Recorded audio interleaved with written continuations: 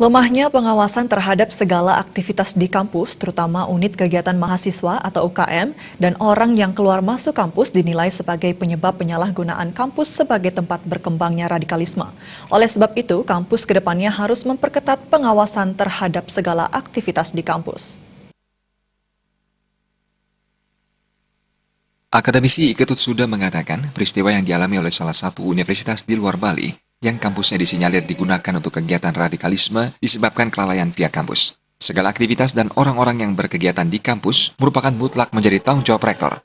Oleh sebab itu, kampus harus lebih memperketat pengawasannya terhadap semua aktivitas di kampus, termasuk unit kegiatan mahasiswa, terutama pada malam hari.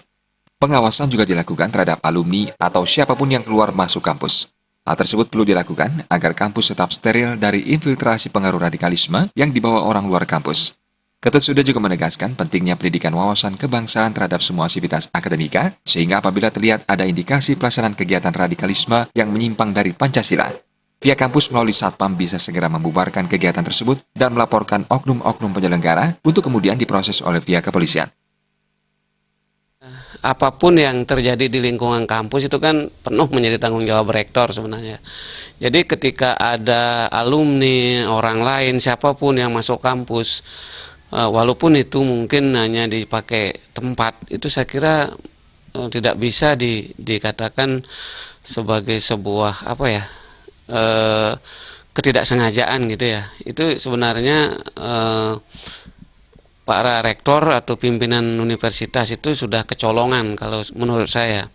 Jadi kalau kita di Bali itu dengan adanya kejadian seperti itu tentu pihak rektorat itu akan lebih berhati-hati di dalam mengantisipasi berbagai tamu yang masuk. Artinya seleksi terhadap orang-orang asing yang masuk ke lingkungan kampus tentu perlu ditingkatkan. Jadi ada semacam kontrol lah dari pihak pimpinan universitas terhadap siapapun yang masuk, apapun kepentingan mereka, dan dalam kurun waktu seperti apapun mereka masuk itu tetap harus ada pemantauan dari pihak universitas. Saya kira itu yang.